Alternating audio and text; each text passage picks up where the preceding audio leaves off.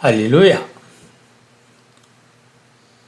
જીવન પિતા પરમેશ્વરના પ્રેમી નામમાં હું રમેશ તારોત આપ સર્વનું અમારી આ ગુજરાતી બાઇબલ રીડિંગ ચેનલ પર સ્વાગત કરીએ છીએ, આવકાર કરીએ છીએ.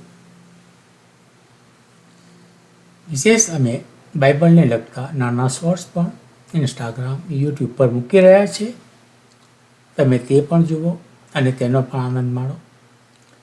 અને જો હજુ સુધી તમે અમારી આ ગુજરાતી બાઇબલ રીડિંગ ચેનલને સબસ્ક્રાઈબ ન કરી હોય તો પ્લીઝ સબસ્ક્રાઈબ કરો અને વધુ લોકોને સુધી પહોંચાડવાને માટે પોતાના ગ્રુપ કે મિત્ર વર્તુળમાં શેર પણ અવશ્ય કરો. સાથે સાથે લાઈક કરવાનું ન ભૂલશો. તમારી એક લાઈક અને સબસ્ક્રિપ્શન અમારા કાર્યને વધુ મોટિવેટ કરે છે. તો આજનો આ સમય પિતા બાપે આપ્યો છે આપણને કે આપણે તેમના જીવંત વચનો જે આપણે નિત્યક્રમ મુજબ પવિત્ર શાસ્ત્ર બાઇબલમાંથી વાંચતા આવ્યા છે તે પ્રમાણે ગીતશાસ્ત્રના પુસ્તકમાંથી તેના 32મા અધ્યાયનું વાંચન કરવા જઈ રહ્યા છે. આ વચનો વાંચવા પહેલાં આપણે ટૂંકી પ્રાર્થના કરીશું અને આજના વચનોમાં જઈશું. પ્રાર્થના કરીશું. પવિત્ર છે સૈન્યના દેવીઓ બાપ, તમારો આભાર માનીએ છીએ કે તમે અમારા જીવનમાં સુંદર નવીન દિવસ આપ્યો. એના માટે મેં તમારો પુષ્કળ આભાર માનીએ છીએ.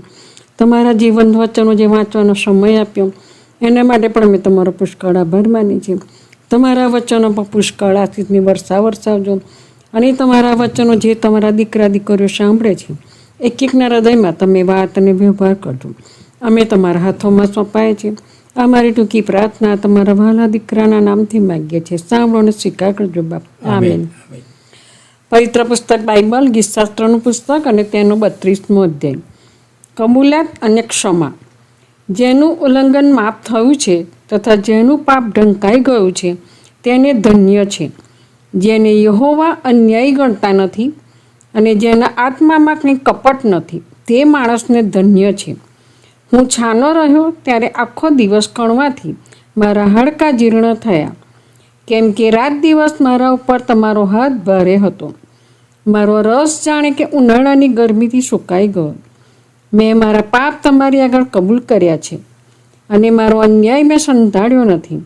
મેં કહ્યું, યહોવાની આગળ હું મારા ઉલ્લંઘન કબૂલ કરીશ અને તમે મારા પાપ માફ કર્યા. તે માટે તમે મળો એવો સમય દરેક ભક્ત તમારી પ્રાર્થના કરે. સાચે જ ઘણા પાણીની રેલ ચડે ત્યારે તેને પહોંચશે નહીં. તમે મારી સંતાવાની જગા છો. તમે મને સંકટમાંથી ઉગારશો. ઉદ્ધારના સ્તોત્ર તમે મારી આસપાસ ગવડાવશો. કયે માર્ગે તારે ચાલવું તે હું તને શીખવીશ તથા બતાવીશ. મારી નજર તારા પર રાખીને હું તને બોધ આપીશ. ઘોડા અથવા ખચ્ચર જેને કંઈ સમજણ નથી, જેને કબજે રાખવા ચોકડા તથા લગામની જરૂર છે, નહીં તો તેઓ તારી પાસે આવે નહીં. તેમના જેવો તું ન થા. દુષ્ટ પર ઘણી વિપત્તિઓ આવી પડશે, પણ જે યહોવા પર ભરોસો રાખે છે તે તેમની કૃપાથી ઘેરાશે.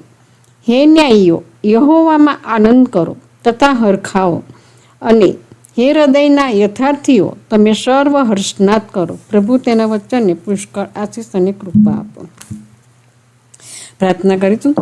પવિત્ર છે સૈન્યના દેવો બાપ, તમારો આભાર માને છે કે આકાશ જેનું રાજ્ય છે અને પૃથ્વી જેનું પાયસન એવા અમારા મહાન અને સનાતન પરમેશ્વર પિતા, રાજાઓના રાજા અને પ્રભુઓના પ્રભુ, અમે તમારો ધન્યવાદ કરીએ છીએ બાપ કે તમે અમારા જીવનમાં સુંદર દિવસ આપ્યો, સુંદર તક આપી પ્રભુ તમારા જીવન વચનો વાંચવાને માટે. એના માટે મેં તમારો પુષ્કળ આભાર માનીએ છીએ. આ તમારા વચનો પ્રભુ પિતા જ્યાં દરેક જગ્યાએ પ્રભુ પહોંચે ને દરેક બાળકો પ્રભુ તમારી ગમ ફરે એવું તમે થવા દેજો.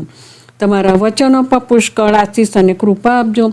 જે બાળકો તમારા વચનો સાંભળે છે પ્રભુ, એમની હરેક જરૂરિયાત તમે પૂરી પાડજો. અને પ્રભુ એ તમારા વચનો પ્રમાણે ચાલનારા તમારા બાળકો બને એવું તમે થવા દેજો.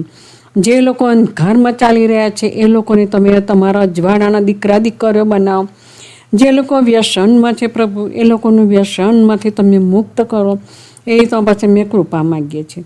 જે બીમાર છે અમે જાણીએ છીએ, નથી જાણતા, ઘણા હોસ્પિટલમાં છે, ઘણા ઘરમાં છે, ત્યારે એકને પ્રભુ તમારો ઘાયલ હાથનો સ્પર્શ કરો અને સાજાપણું આપો.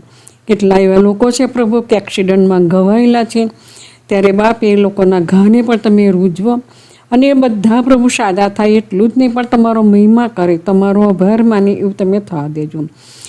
જે પ્રભુ તમારા બાળકો અત્યારે એટલી બધી મુશ્કેલીમાં છે અને મુશ્કેલીમાંથી પસાર થઈ રહ્યા છે, લોકો સતાવી રહ્યા છે, ત્યારે બાપ એ તમારા દીકરા દીકરીઓ માટે ખાસ અમે પ્રાર્થના કરી છે પ્રભુ કે સતત તમે તેમની જોડે રહો પ્રભુ. તમે હિંમત, શક્તિ, બળ આપો અને એમને શું જવાબ આપો પ્રભુ તે તમે તમારા મુખે બોલો. અને બાપ એ લોકો સહેજ પણ ગભરાય નહીં, કારણ કે તમારું વચન કહે છે કે તું જ્યાં કંઈ જઈશ ત્યાં હું તારી સાથે છું. હા એવો બાપ, અને તમારું વચન પ્રભુ પિતા એ પૂરું થયા વગર તમારી પાસે પાછું આવતું નથી. ત્યારે એ વચન પ્રમાણે પ્રભુ તમે તેઓની સહાયને મદદ કરો અને જે લોકો સતાઈ રહેલા છે એ લોકોના હૃદયમાં પણ તમે વાત અને વ્યવહાર કરો અને એ લોકો પ્રભુ તમારા બાળકો બને, ઘૂંટણે પડે અને તમારી પાસે ક્ષમા માગે, કારણ કે તમે તો ક્ષમા આપનાર એવા પરમેશ્વર પિતા છો. ત્યારે એ તમારા બાળકો જાણતા નથી કે શું કરી રહ્યા છે, ત્યારે એ લોકોને ક્ષમા કરો અને તમારા દીકરા દીકરીઓ બનાવો. એ તો પછી અમે ખાસ પ્રાર્થના કરીએ છીએ. એવી ઘણી જગ્યાએ છે પ્રભુ કે લોકો તમારા વચનો વાંચી નથી શકતા, કે દેવળમાં પણ જઈ નથી શકતા, દરવાજા બંધ કરવા છે અને પ્રભુ બારીઓ બધું બંધ કરીને અંદર તમારા વચનો વાંચી રહ્યા છે. ત્યારે બાપ અમે એવા બાળકો માટે પણ માંગીએ છીએ પ્રભુ કે દ્વારો અને બારીઓ તમે ખોલો પ્રભુ, અને આ વચનો પ્રભુ વધુ ને વધુ પ્રસાર થાય અને વધુ ને વધુ પ્રભુ તમારું નામ મોટું મનાય એવું તમે થવા દેજો. જે લોકો પ્રભુ અત્યારે એટલી બધી મુશ્કેલીમાં છે કે ઘર નથી, નોકરીઓ નથી પ્રભુ, ઘણી બધી મુશ્કેલીઓ છે, ત્યારે બાપ એ દરેક બાળકોને તમારા અખૂટ ભંડારમાંથી સારાવાના તમે પૂરા પાડો. અમે શું માગીએ, કારણ કે માગ્યા કલ્પ્યા આગળ તમે સઘળું જાણો છો અને પૂરું પાડો છો. એના માટે પણ અમે તમારો આભાર માનીએ છીએ. અમારા અમેરિકા દેશને, અમારા રાજનેતાઓને પણ તમારા હાથમાં સોંપીએ છીએ પ્રભુ કે જ્ઞાન, બુદ્ધિને ડાપણથી તમે તેઓને ભરો. તમારા પવિત્ર વચન પર તમારા પુષ્કળ આશીષ અને કૃપા આપજો. અમે તમારા હાથોમાં સોંપાઈએ છીએ. અમારા પાપ, ગુનાહ, બધાની ક્ષમા કરજો. અમે જે કંઈ માગ્યું તમારા વહાલા દીકરા ઈસુ ખ્રિસ્ત જે કાલવરીના વધસ્તંભ પર વિંધાય એમના નામથી માગીએ છીએ. સાંભળો ને સ્વીકાર કરજો બાપ. આમીન.